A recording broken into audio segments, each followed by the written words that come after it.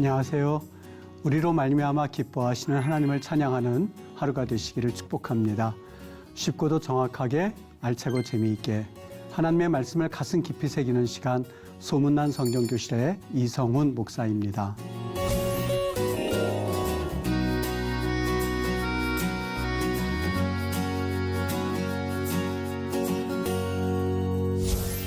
지난 시간에 나눈 내용 기억하시죠? 신명기 7장에서 우리는 거룩한 전쟁, 헤렘이라는 이야기를 가지고 우리 지난 강의 시간에 시간을 같이 나누었습니다. 오늘 나눌 말씀은 오직 은혜라고 하는 제목을 가지고 신명기 8장에 대한 이야기를 같이 나누어 보도록 하겠습니다.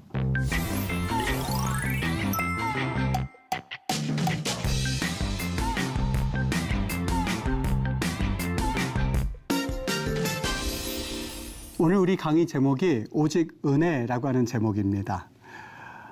오늘 시청자 여러분들께서 한번 스스로 마음속에 제가 여러분의 이야기를 들을 수 없으니까 여러분 한번 마음으로 답해 보셨으면 좋겠어요. 과연 구약 성경에 오직 은혜라고 하는 그 개념이 있을까?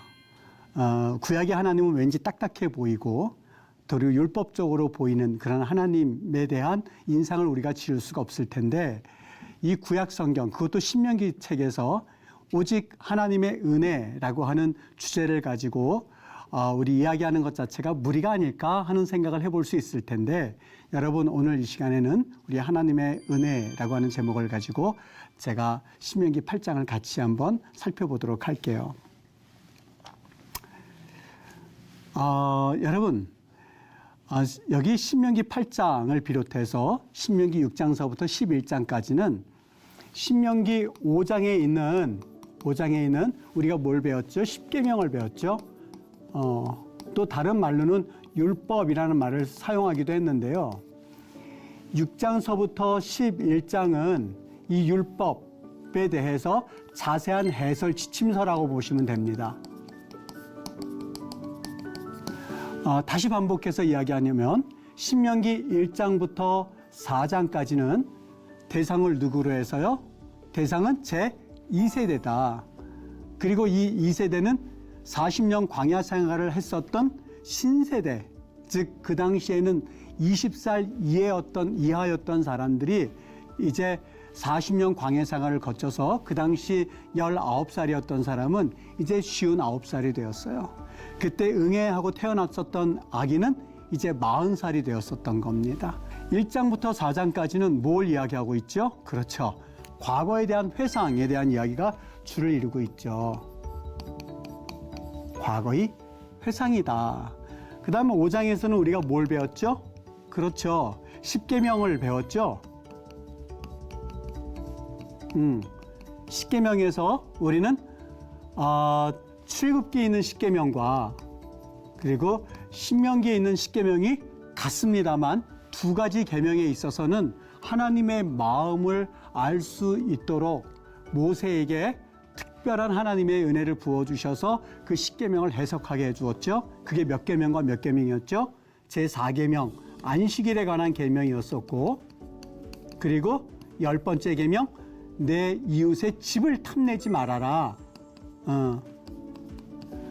그 전에는 그 가치가 있는 물건에 대해서 탐내지 말 것을 하나님 명령하셨지만 신명기에 이르러서는 그 탐심뿐만이 아니라 마음의 욕망까지도 하나님께서 금하셨던 것을 알 수가 있습니다. 그래서 우리 이 십계명에 대해서 배웠는데요. 6장서부터 11장에는 이 십계명에 대해서 지침서, 해설서라고 볼 수가 있어요. 해설서. 십계명의 의도가 하나님을 사랑하라라는 의도가 있었고, 그리고 7강의 지난 시간에 있어서는 하나님을 사랑하는 것에 대한 구체적인 예가 거룩한 전쟁, 그들을 진멸하라는 의미가 그들의 가치관이라든지 그들의 생각을 너희들이 절대로 받아들여서는 안 된다.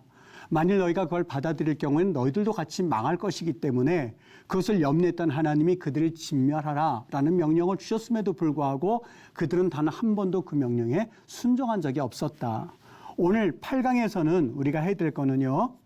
8강에서 우리가 봐야 될 것은 바로 이 십계명에 대한 어떻게 보면 해설서인데, 이 하나님의 말씀이 왜 그토록 중요한가 하는 것에 대해서 우리에게 다시 한번 강조해주고 있습니다. 그 말씀을 보도록 할 텐데 이 8장에 있어서 핵심과도 같은 말씀이 바로 3절의 말씀입니다. 우리 같이 읽어보도록 하죠. 너를 낮추시며 너를 줄이게 하시며 너도 알지 못하며 내 조상들도 알지 못하던 만나를 내게 먹이신 것은 사람이 떡으로만 사는 것이 아니요 여호와의 입에서 나오는 모든 말씀으로 사는 줄을 알게 하려 하심이라. 이거 익숙한 말씀인데 어디서 우리가 이 말씀을 들었죠? 그렇죠. 예수님께서 그 광야에서 시험을 받으실 때에 마귀가 와서 예수님께 시험하죠. 먼저 떡을 만들어서 드시지요. 막 40일 금식 기도를 했는데 그 예수님께 대하여서 마귀가 꿰입니다. 먼저 떡을 만들어 먹고 누가 사역하지 말란 말 아니지 않습니까? 먼저 떡을 만들어서 생명을 유지하십시오. 그래야만 우리 주님께서 일을 하실 수 있다고 하는 아주 간교한 꾀를 냅니다. 여러분, 이 마귀라고 하는 녀석은요, 말이 맞을 것 같은데 순서를 살짝 바꾸어 놔요. 마태복음에 가서 보면 예수님께서 이런 말씀을 하신 적이 있어요. 너희는 먼저 그의 나라와 그의 의라는 말을 쓰셨어요. 먼저라는 말을 썼습니다. 먼저 그의 나라와 그의 의. 마귀는요, 이성적으로 참 그 말이 맞는 것 같아요. 사역도 좋고 하나님의 나라도 좋습니다. 그런데 목숨을 잃으면 아무것도 할 수 없지 않습니까? 이 돌들을 떡으로 만들어서 먹으십시오. 그런데 이 마귀의 속셈 가운데는 순서를 살짝 바꿔 놓은 거예요. 예수님이 그것을 마태복음 6장에서 정확하게 말씀하셨죠. 너희는 먼저 그의 나라와 그의 의예요. 또 예수님께서 이 마귀의 유혹에 대해서 바로 이 신명기 8장 3절의 말씀을 가지고 그를 물리치시죠. 뭐라고 말씀하세요? 사람이 떡으로만 사는 것이 아니요 여호와의 입에서 나오는 모든 말씀으로 사는 것이다 라고 했는데 오늘 이 부분을 여러분과 같이 좀 이야기를 나눠봤으면 좋겠어요. 여기 이렇게 되어 있습니다. 우선은요, 입에서 나오는 모든 말씀으로 사는 줄이라고 되어 있는데 여기 입에서 나오는 모든 말씀이라는 말은요, 사실 우리가 의역을 한 거고요. 이렇게 되어 있습니다. 모든 나오는 것, 여호와의 입에서 나오는 여기 못자 그랬거든요. 야자 그러면 이 나오다 이런 뜻입니다. 여호와의 입에서 나오는 모든 것이에요. 꼭 그러니까 이것을 말씀으로 우리가 해석을 했는데요. 여호와의 입에서 나오는 모든 것으로 사는 줄을 아담이 이희에 존재하게 될 것을 있게 될 것을 네가 알게 하려 하심이라. 여러분, 우리 이거 착각하지 않으셔야 될게요. 이 말씀을 보고 이렇게 착각을 해요. 그렇지. 떡은 아무것도 아니구나. 떡은 아무것도 아니고 그리고 오직 하나님의 말씀이 최고구나. 이렇게 편협적으로 생각할 때가 있어요. 사람이 떡으로만이에요. 떡으로만 사는 것이 아니요 여호와 입에서 나오는 모든 말씀으로 모든 것들로 라고 하다 보니까 우리가 해석하는 것 중에서 사람에게 필요한 것은 빵이 아니라 하나님의 말씀이다 라고 해석하는 것은 편협적인 해석일 수 있어요. 왜냐하면 육신을 가진 우리 인간에게 있어서 이 양식의 문제를요 결코 이렇게 간과할 만한 성질의 것이 아니거든요. 주님께서 우리에게 기도를 가르쳐 주시죠. 그때 기도 내용 가운데 어떤 기도의 내용이 있을까요? 우리에게 일용할 양식을 주옵시고 우리가 먹어야 되는 일용할 양식을 주옵소서. 그것도 우리가 기도할 제목입니다 라고 하는 그 주기도문을 우리가 매번 암송함으로써 우리의 신앙도 한번 되돌아보게 하지요. 마찬가지입니다. 오늘 이 말씀을 가지고 하나님의 우리에게 필요한 것은 빵이 아니라 말씀이다라고 하는 것은 좀 편협한 해석이고요. 오늘 이 말씀의 진정한 의미는 이렇게 받아들여야 할 거예요. 비록 떡이 아니더라도 예수님께서 네가 이 돌들을 떡으로 만들어 먹으라라고 했을 때 예수님이 이 말씀을 하신 것은 비록 떡이 아니더라도 하나님께서는 예수님의 생명을 유지시키기 위해서 특별한 방법으로 지속시켜 주실 것을 예수님은 말씀하셨던 것이죠. 즉, 너는 떡을 만들어서 먹으라고 하는데 내 생명을 유지시키고 그리고 내가 살 수 있는 것은 하나님의 입에서 나오는 그 어떤 특별한 것을 가지고서라도 하나님은 나를 살리실 수 있어 라고 하는 그 내용으로 우리는 해석이 되어야 할 겁니다. 여기 또 한 가지 너를 줄이게 하시며 그리고 네게 먹이신 것은 사람이 떡으로만이라고 돼 있는데 여기 떡으로만 말이 뭐뭐 위에란 뜻이고요. 레헴은 여러분 피 있죠. 피자의 피 그걸 일컬어서 레헴이라고 말합니다.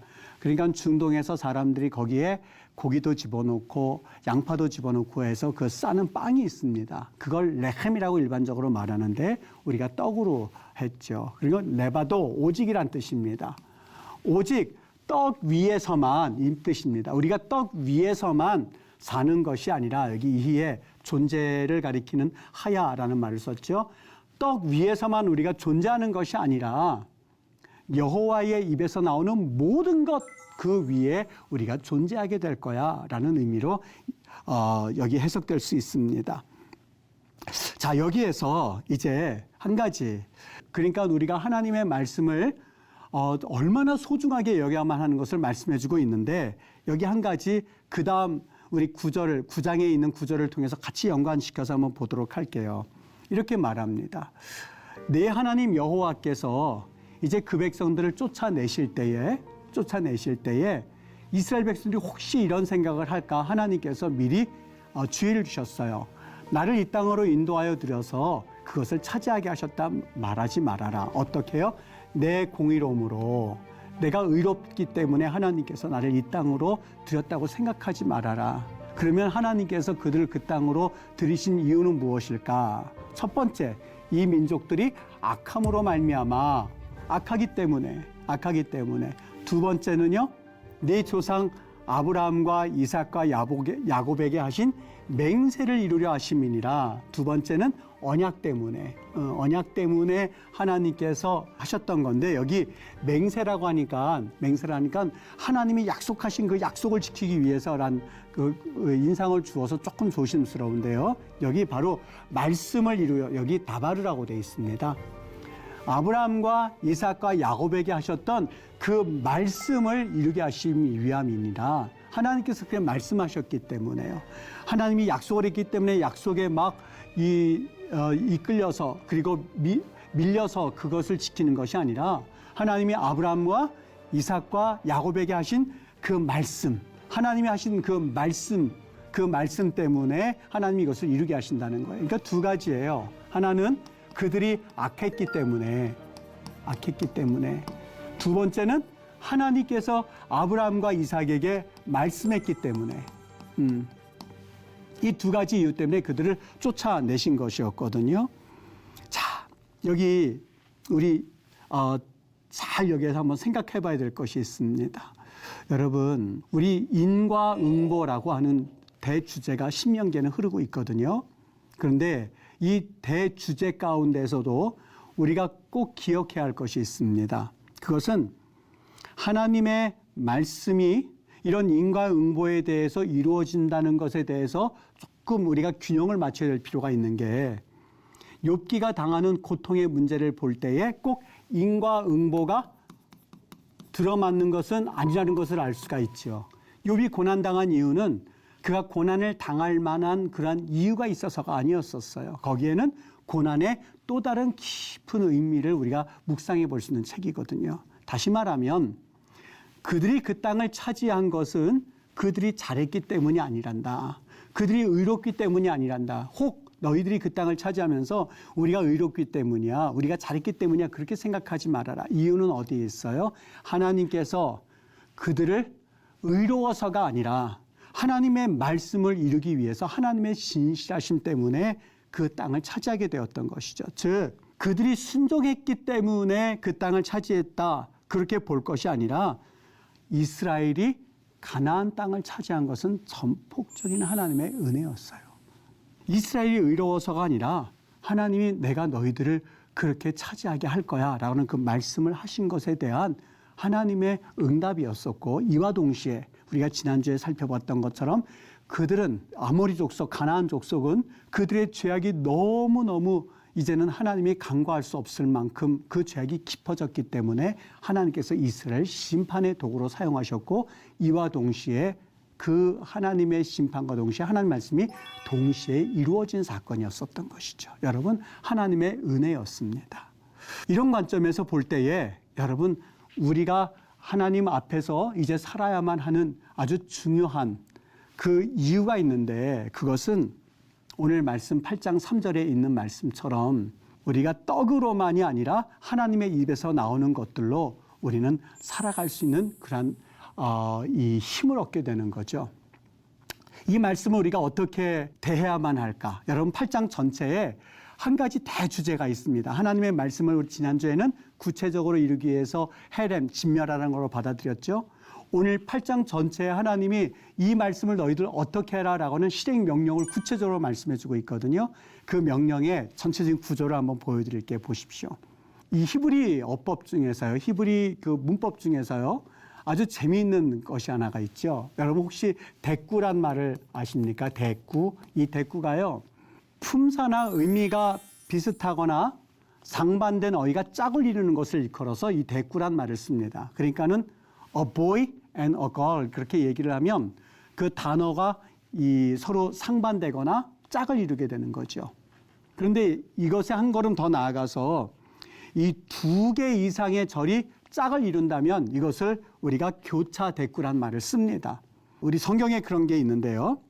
잠언서 10장 1절에 보면 지혜로운 아들은 아비를 기쁘게 하거니와 지혜로운 아들은 아비를 기쁘게 하거니와 여기 그 다음에 교차 대꾸를 이루는데 미련한 아들은 어미를 근심케 하느니라 이렇게 얘기해요. 여러분 무슨 얘기인지 금방 이해가 되시죠?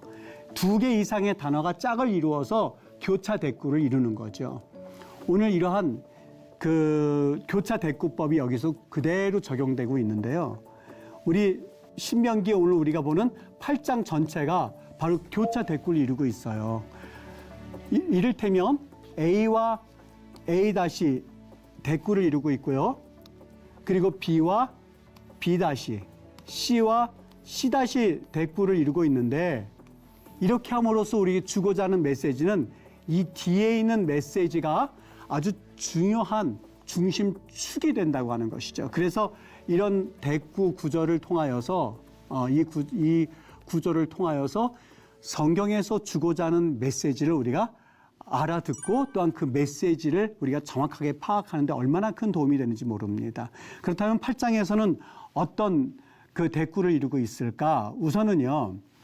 1절과 19절, 20절 했는데 제가 이름을 그냥 선포구조라고 했습니다. 이름을 여러 가지 이름으로 또 할 수가 있는데 여러분 한번 보시면 이게 왜 선포구조가 되는지 한번 보여드릴게요. 보세요. 1절입니다. 1절에는 이렇게 썼어요. 너희는 그것을 차지할 거다.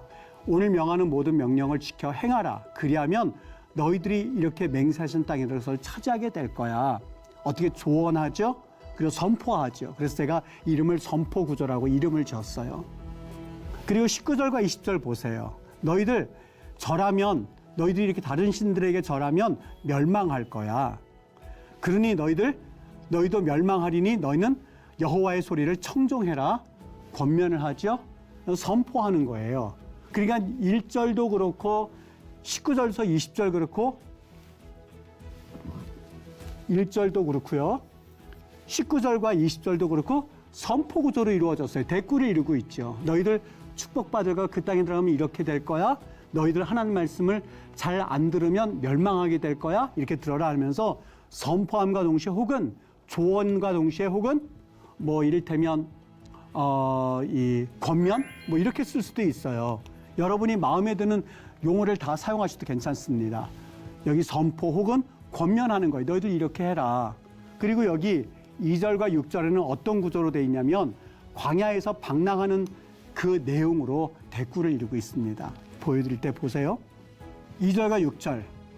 너희들 40년 동안에 명령을 지키지 않는지 명령을 지키는지 하나님이 알려 하심이라. 너희가 너를 낮추시며 줄이게 하시고 조상들도 알지 못하는 만나를 내게 먹이신 것은 사람이 떡으로만 사는 게 아니라 여호와의 입에서 나오는 모든 것들로 사는 줄을 알게 하려 함이니라. 40년 당할 동안에 의복이 헤어지지 않았고 그 아들을 징계한 같이 하나님께서 징계하는 줄 마음에 생각하고 너는 하나님을 경외해라. 뭐에 대한 내용이죠? 그렇죠. 광야에서 방랑할 때의 이야기죠. 이번에는 14절, 16절이요. 여호와는 너를 애굽 종됐던 집에서 이끌어내시고 너를 광대하고 위험한 광야, 불뱀이 있고 정갈이 있고 간조한 땅을 지나게 하셨으며 반석에서 물을 내셨으며 만나를 내게 먹이셨다. 광야에서의 방황할 때의 일을 말씀하고 있죠. 다시 돌아가서요. 비와 비다시입니다. 2절과 6절에서는 광야에서 방랑하는 이야기가 있고 14절과 16절에서 광야에서 방랑 혹은 방황하는 이야기가 있어요. 만일 이 용어가 마음에 안 든다면 여러분이 이해하는 용어로 바꾸셔도 괜찮습니다. 하여간 광야에서의 사건이에요. 그 다음에 땅의 풍요인데 7절과 10절 여기 이렇게 대꾸를 이루고 있는데 7절과 10절을 보시죠. 그 땅은 분천과 샘이 흐르고 꿀의 소산지이고 먹을 것에 모자람이 없고 돌은 철이고 산에서는 동을 캘 거고 네가 배부르고 옥토를 내게 주셨음을 말미암아 그를 찬송할 거다. 12절과 13절 네가 배부르고 아름다운 집을 짓고 거주하게 될 것이고 소와 양이 번성하며 은금이 증식되며 내 소유가 다 풍부하게 될 때에 어떻습니까? 땅의 풍요를 말씀하고 있죠. 약속의 땅의 풍요를 말씀합니다. 그러면 여러분 여기 시도 이해가 되셨죠? 땅의 풍요에 대해서 각각 말씀하고 있어요. 그러면 이 가운데는 뭐가 들어가 있을까? 뒤에는 뭐가 들어가 있을까? 어떤 걸 중심축으로 해서 이 이야기가 대꾸를 이루고 있을까? 여기 11절 말씀입니다. 이 말씀이 중심축이 되고 있는데 우리 다 같이 한번 읽어보죠. 뭐라고 돼 있냐면 내가 오늘 네게 명하는 여호와의 명령과 법도와 규례를 지키지 아니하고 네 하나님 여호와를 잊어버리지 않도록 삼갈지어다 라고 하는 말이 D 여기에 그 중심축을 중심으로 해서 땅의 풍요, 방랑 그리고 이 선포 구조로 이루어져 있다는 거예요.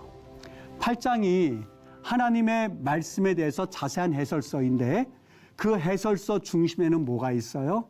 내가 오늘 네가 명령하는 그 하나님의 말씀을 너희들이 지키지 아니하고 그를 지키지 않음으로써 네 하나님 여호와를 잃어버리지 않도록 삼가해라, 조심해라. 다른 말로 말하면 하나님의 말씀을 기억하고 그리고 그 말씀에 분명히 순종하는 그런 모습을 가져라. 하나님의 말씀이 여러분 신명기의 말씀이 복잡한 것 같으나 1장부터 4장까지는 회고의 말씀이고요. 5장부터 11장까지라고 생각한다면 5장에서는 하나님이 십계명의 말씀을 출애굽기의 말씀, 십계명의 말씀을 다시 한번 반복해서 말씀하시되 이 십계명의 말씀을 다시 한번 재해석해 주셨어요. 해석해 주었는데 6장서부터 11장까지는 이 십계명의 말씀을 다시 자세하게 설명해 주고 있는 거예요. 5장에서는 십계명의 의도가 뭐라고요? 하나님 사랑해라. 또 6장에서는 그 사랑하기 때문에 너희들 이방인의 그 모든 민족들을 진멸해라. 하렘이란 말을 썼죠. 그 이방인의 민족들을 진멸하라는 것에 대해서 그들의 가치관과 그들의 생각이 너희들에게 들어오지 않도록 하여라 라고 분명히 말씀하셨음에도 그들은 순종한 적이 없어요.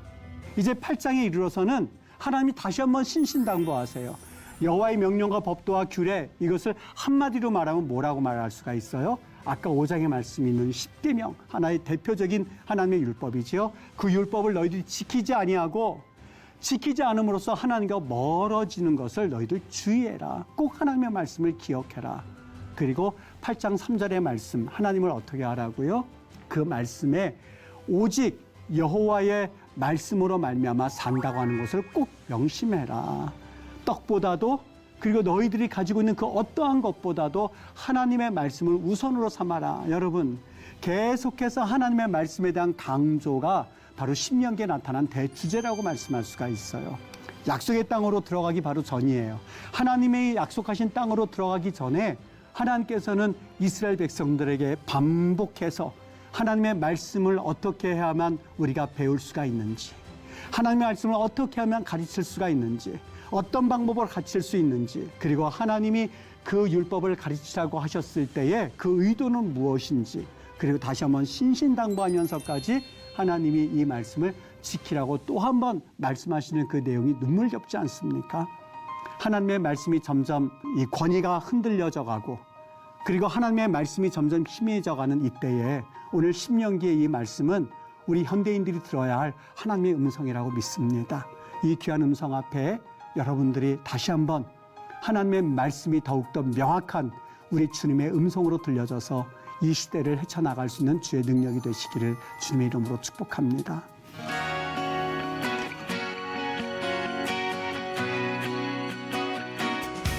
여러분 오늘 유익한 시간 되셨습니까? 오늘 수업은 유튜브를 통해서 다시 보실 수 있습니다. 여러분 주변에도 공유해 주시고 또 복습도 하시면서 말씀이 날마다 새롭게 다가오는 은혜를 함께 누리시기를 바랍니다.